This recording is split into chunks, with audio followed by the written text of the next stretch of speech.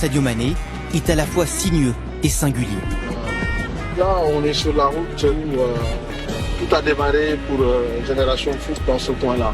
Donc est sorti aujourd'hui une icône du football mondial, Sadio Mané. Talla Fall est l'un des fondateurs de Génération Foot dans les années 2000. Cette académie, partenaire du FC Metz, prend ses racines ici, dans cette maison, où Sadio Mané et 50 autres joueurs s'entassaient. Quand on regarde le Sadio Mané jouer une finale de Ligue des Champions, on se dit quand même qu'il est passé par là et il a su au moins aussi donner au centre aussi un nom qui rayonne aussi partout à travers le monde.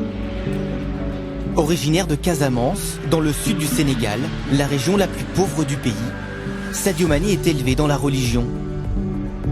C'est là où se trouve la mosquée, où Sadio venait prier.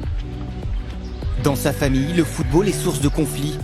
Car son futur est déjà tout tracé, il doit suivre les traces de son père, l'imam du village.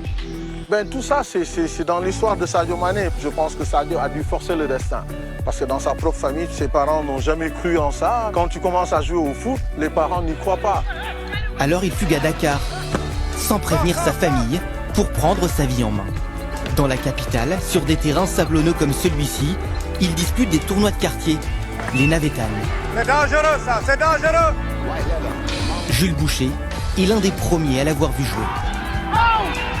On a joué 15 minutes, il a marqué 3 buts. Il avait quelque chose que les autres n'avaient pas. Une aisance dans le jeu, une vitesse, vitesse, contrôle, enchaînement, une vivacité, une puissance, une audace. Que pour moi, c'était un garçon, s'il était dans de très bonnes conditions, il pourra devenir quelqu'un dans le football. Bien joué. Grâce à la réussite de Sadio Mané, l'Académie Génération Foot est devenue aujourd'hui le plus grand centre de formation du Sénégal. Ici, l'attaquant de Liverpool est l'exemple à suivre, une fierté qui s'affiche partout. Quand tu arrives, tu tombes sur Sadio. C'est la porte d'entrée. Voilà. Tu arrives chez Sadio quand même. C'est pas chez n'importe qui.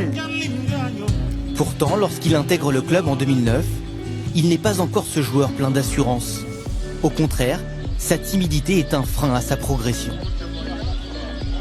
Quand il vient le matin, lui il vient, il va là-bas, il reste là-bas.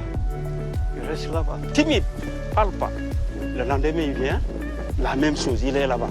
Quand tu viens dans une équipe, si tu es calme, tu es foutu. Je lui ai dit, attention à ce que tu fais. Rester tout seul là-bas, tu risques de passer à côté. Sinon, tu vas retourner tout de suite à Casamance. Il l'a fait 2 fois, 3 fois. Au finish, c'est lui qui faisait rire le groupe. Il vient, il fait des petits pas de danse, tout le monde rit. Alors, c'est fini. Et là, moi, j'étais très content. Il y a à Dakar un homme qui a particulièrement compté dans l'ascension du joueur. Malan Mané, simple homonyme et ancien athlète olympique sénégalais, a façonné l'attaquant qu'il connaît sur le bout des doigts. Quand il est fatigué en championnat, je le sais. Et une fois, on l'a sorti du terrain, le club l'a sorti du terrain, et le peuple a pleuré. C'est pas normal, c'est pas... Mais je sais que mon garçon était fatigué. Il était fatigué, il dit cuit, il était cuit. Ça, je le sais. Aux côtés de cet ancien militaire, le joueur découvre dans la douleur la rigueur imposée par son coach. Il a souffert. J'ai été mauvais avec lui. Et j'ai été vraiment méchant avec lui à l'entraînement. Très méchant. Il fait un travail supplémentaire, je m'en fous. Parce que je ne fais pas de cadeau. Il m'en veut pour ça. Éternellement, il m'en veut pour ça. Armé pour débuter une carrière en Europe, Sadio Mané rejoint le FC Metz en 2011. Tout va ensuite très vite. De Salzbourg à Southampton, puis à Liverpool, il devient l'un des plus grands joueurs du monde. Il est aujourd'hui une icône pour des millions de jeunes Sénégalais qui voient en lui un modèle de persévérance, lui qui a forcé son destin pour accomplir son rêve le plus cher.